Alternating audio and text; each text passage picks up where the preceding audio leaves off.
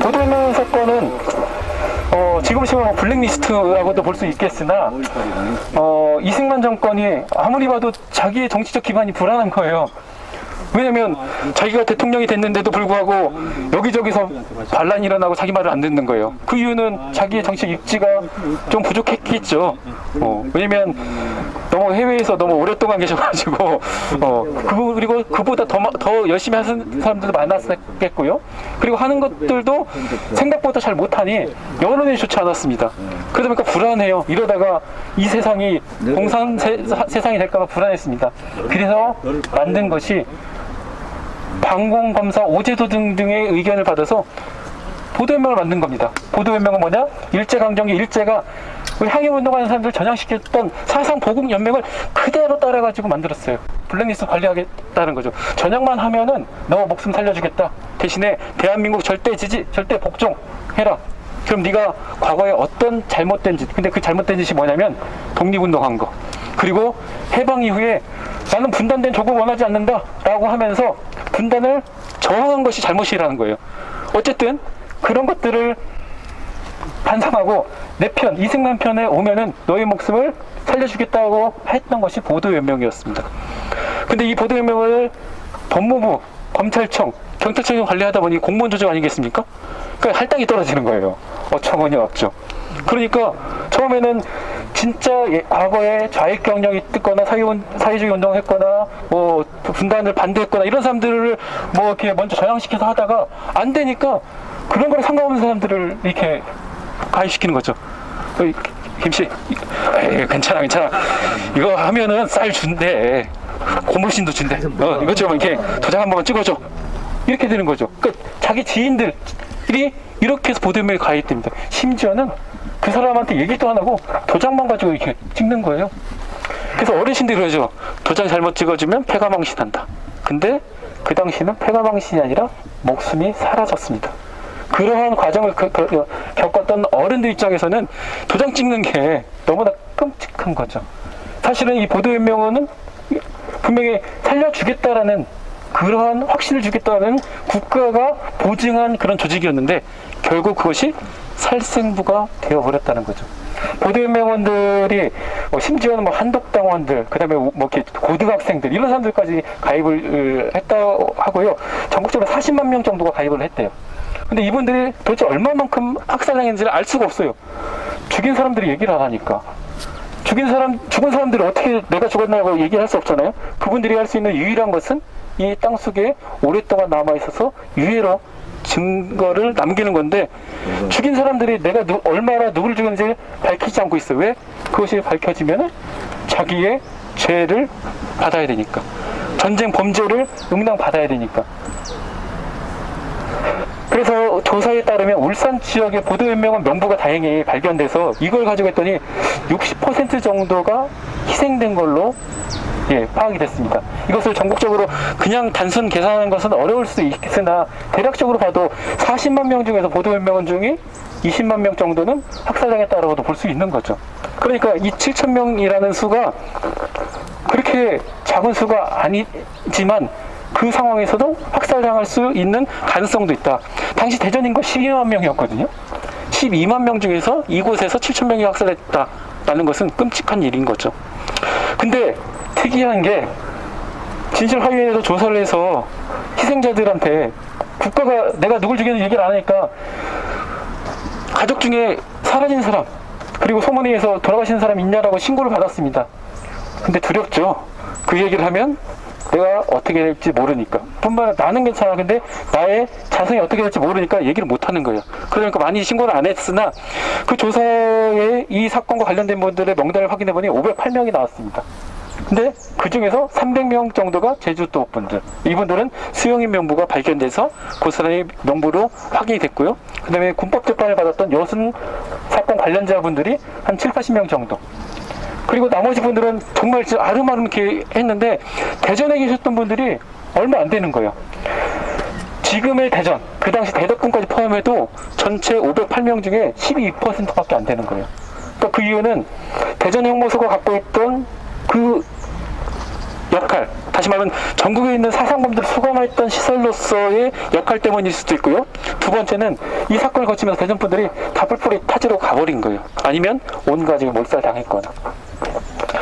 한 가족의 사례를 말씀을 드릴게요. 우리 홍평표 국장님께서 인터뷰하셨던 우리 여계운 선생님의 사례인데요. 이분이 이제 보도유명원들은 가입하면 일상적으로 한 달에 한두 번씩 정기 교육을 받아요. 그래서 이제 경찰서에서 어이 김씨 교육받으러 가야지 이렇게 해서 이제 소집을 당한 거죠. 근데 1990년 6월 25일 전면질 발생했으나 대전 사람 중에서 전쟁이 일어난지를 아는 사람이 거의 없겠죠. 라디오를 들어야지만이 알 수 있을 텐데 지금처럼 뭐 SNS에서 했던 것도 아니고요. 전쟁 발발 2, 3일 만에 경찰들이 찾아갑니다. 김씨 집에 갑니다. 아버지 어디 가셨어? 아버지 지금 논에 갔는데요. 경찰들은 그 딸의 이야기를 듣고 논으로 갑니다. 그러고 나서 경찰과 함께 아버지는 떠나셨죠. 그게 마지막이었습니다. 근데 그 가족에서 어떤 일이 왔어요? 그 이야기를 들은 그분의 언니가 니 때문에 우리 아버지 죽였다. 너 때문에 우리 아버지 죽었다. 이렇게 얘기하는 거예요. 죽인 사람은 따로 있는데 국가가 죽였는데 왜 가족들이 이렇게 분란을 일으키냐는 거죠. 또 그 가족은 이후에 어떤 삶을 살았을까요? 그 508명 중에 나이를 평균 내면 27.5세입니다. 그 당시로 치면 한 가족의 가장인 거죠. 한 가장이 하루아침에 끌려가서 학살당했습니다. 가정경제가 무너지죠? 그러면 남은 가족들이 경제생활을 할 수 있냐? 없습니다. 빨갱이 집안, 빨갱이 자식이라는 누명 아래에 제대로 된 직장, 교육을 받을 수가 없습니다. 이중고, 삼중고가 펼쳐진다라는 거죠. 그래서 올해 한국전쟁 70년을 맞이하는 올해의 이 산내 골령골, 특히 현충원을 거쳐서 온 이 의미가 크다. 그 현충원에는 정말 우리가 본받고 기려야 될 많은 분들이 있으나 그 계중에는 이 학살의 책임자들도 상당수가 있습니다. 그 당시 대전 주둔 이사단의 사단장이었던 이형근도 대전 현충원에 있고요. 그 다음에 김창룡이야 워낙 악명 높죠. 그 당시 특무대장으로서 전국에 있는 모든 민간인 학살을 거의 총책임지다시피 했던 사람도 바로 대전 현충원에 있습니다. 국가를 위해 죽었다라는 그러한 이유로요. 근데 그 사람들은 우리의 국민을 죽였을 뿐만 아니라 또 그들은 일제강점기에 어떤 활동을 했냐? 친일 반민족 행위를 했던 사람들이 친일파에서 친미파로 전향을 했고, 그리고 반공주의자가 돼서 애국자인 양 행세를 하고 있는 것이 지금 2020년 한국전쟁 발발 70년을 맞는 오늘날의 일이라는 겁니다. 그래서 산내 골령골은 평화의 상징이자 인권의 상징이면서 또 민주주의를 이야기하고 우리의 모든 역사가 담겨있는 그런 곳입니다. 그래서 아까도 그 버스에서 말씀드렸지만 산내 골령골을 많이 알아주시고 또 가셔서 또 많이 찾아와 주신다라면 너무나 감사하겠습니다. 그러면 저희도 지역에서 더 열심히 노력하겠습니다. 고맙습니다. 보도연맹은 1949년 이른바 빨갱이 관리를 목표로 좌익 의심 인사들을 가입시키려 했지만 경찰은 가입 실적을 올리기 위해 조직의 성격을 모르는 일반 농민들까지 무리하게 가입시켰습니다. 한국전쟁이 일어나자 보도연맹 가입자 30만에서 100만 명이 국가에 의해 학살당했습니다. 전쟁 발발 65년이 흐른 2005년, 과거사정리 기본법이 통과돼 진상규명을 위한 조사가 진행됐지만 사망 원인을 규명해달라고 신청한 대상은 불과 11,076명이었고 8,450명이 학살 피해자로 공식 인정받았습니다.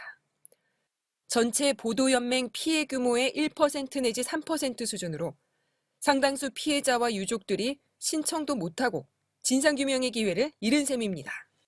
신청 기간도 약 1년을 신청 기간을 줬는데 아직까지도 미신고 유족들은 이런 법이 있는지조차도 모르고 있습니다. 종북 인사로 알려져 또다시 불이익을 당할까 봐 혹은 사망 원인을 몰라서 신청을 안 한 경우도 부지기수였습니다.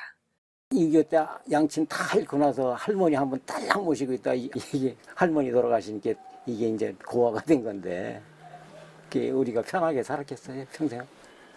참 내가 이 평생 살아가면서 아버지가 거기를 가서 돌아가셨기 때문에 평생 나는 어디 가서 우리 아버지가 여기 가서 죽었습니다 얘기를 못했어요. 왜냐하면 그때는 보도연맹이다 그러면 사람들이 다 인식이 안 좋았으니까. 그러니까 내 뱃속에 있을 때가 아버지가 돌아가신 거예요. 어머니가 벨 장사도 다 하고 별짓 다 했죠. 전혀 아무것도 모르는 사람들이 있어요. 어떻게 돌아가신 걸 모르고 어떻게 된 시체도 못 찾고 그런 사람들이 있더라고. 지난 2013년 11월 피해자 신청기간 연장을 골자로 한 개정안이 발의됐지만 아직 국회 법제사법위원회를 통과하지 못했습니다. 일기 진실화위원회에서 과거사 정리가 충분히 됐다는 정부와 여당의 입장도 개정안 계류의 원인입니다. 개정안이 국회 본회의를 통과해도 넘어야 할 산이 많습니다. 그러나 무엇 하나 쉽지 않은 상황임에도 불구하고 유족들은 신락 같은 희망을 버릴 수 없습니다. 저희 아버지가 왜 그렇게 억울하게 돌아가셨는지 이제 제가 끝까지 그게 우리 아빠 억울한 한을 풀어주고 싶어요. 어떤 것에도 가담을 안 하셨다는데 그렇게 저희 아버지 찾았을 때는 이미 얼굴은 부패돼가지고 입고 나가신 조끼로 확인했다라고 그러시더라고요. 우리 아버지 28에 돌아가셨는데 어떻게 돌아가셨는지 어떻게든지 정말 이거 알아야 돼요. 꼭 알아내야 돼요. 그래도 기대를 좀이라도 해봐야죠. 힘들겠지만 이건 멀쩡한 사람들 갖다 죄 없는 사람들 갖다 그냥 대한민국 그것도 인민군이 죽인 것 같은 대한민국 군경이 갖다 죽인 거란 말이에요. 정부에서 책임을 져야 될 거 아니에요. 한 뼘이라도 꼭 여럿이 함께 손을 잡고 올라간다. 부르게 절망을 다 덮을 때까지 바로 그 절망을 잡고 놓지 않는다. 말로만 듣던 현장을 직접 와보니까 몸 안에 그 잔털이 꼿꼿이 서는 그런 느낌이에요. 모든 국민들이 이런 학살의 현장을 알고 역사적인 진실을 밝혀야 미래 우리 아이들이 다시는 이런 아픔이나 슬픔을 안고 살지 않는 세상이 오지 않겠습니까? 그래서 권룡골 여기 가장 긴 무덤, 길이가 1km 가까이 된다는 이 무덤이 수없이 많습니다. 아직 발굴도 안 되는 수없이 많으니까 가족들 이게 두려워하지 마시고 오셔서 진실을 마주하시면 앞으로 역사 진실과 화해하는 데 있어서 많은 도움이 될 거라고 생각합니다. 오늘 현충원에는 전에도 가봤지만 또 안에 직접 들어가가지고 현장을 또 보니까 또 새롭더라고요. 또 오늘 제가 정말 눈물 나게 여기 권룡골에 와서 보니까 이름 없이 죽어간 사람들이 많고 국가 권력이 국가 폭력이 얼마나 사람들을 아프게 했는지 실감 나는 하루였어요. 그래서 나라를 위해 싸운 사람도 있지만 나라를 위해서 죽음을 당한 그런 사람들을 보면서 국가가 정말 제 역할을 잘 해야지 모든 사람들이 행복할 수 있겠구나. 그래서 지금 여기 권룡골도 마찬가지 새롭게 역사를 재조명하고 억울하게 죽음을 당한 국가 때문에 폭력을 당한 사람들이 인권이 살아나는 그런 빨리 해결이 됐으면 좋겠다는 생각을 해봤습니다.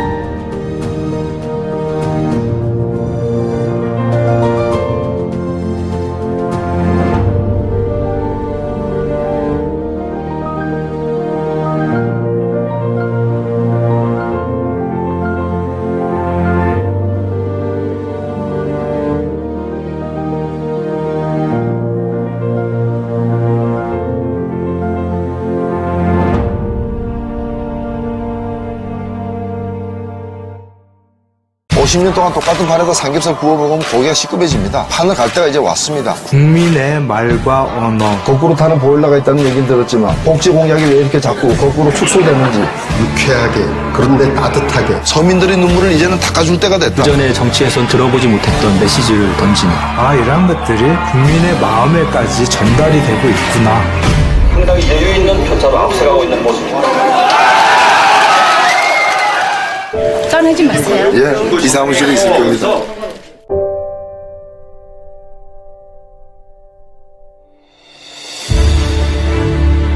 함께 비를 맞지 않고서 우산을 씌워준다, 이거 다 거짓이랍니다. 공감해야 된다는 거예요. 그럼 장애는 개북화 못하는 거예요? 기약 없는 일, 알아주지 않는 일, 하지만 꼭 해야 하는 일, 그분은 하셨잖아요. 평생을 걸고.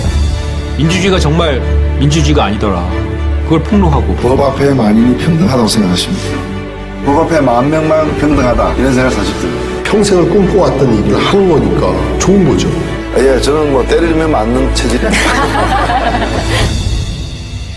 정치인 노회찬은 노동운동가 노회찬과 같은 사람이었고, 휴머니스트로서의 자연인 노회찬과도 같은 사람이었습니다. 사실 노회찬은 낭만파예요. 잘 놀고 악기 하나 정도는 할 수 있는 문화적으로 그런 나라까지 꿈꾼 거죠. 여러분들과 함께 가져가고자 합니다. 여러분 준비되었습니까? 벚꽃은 떨어질 때가 제일 멋있어.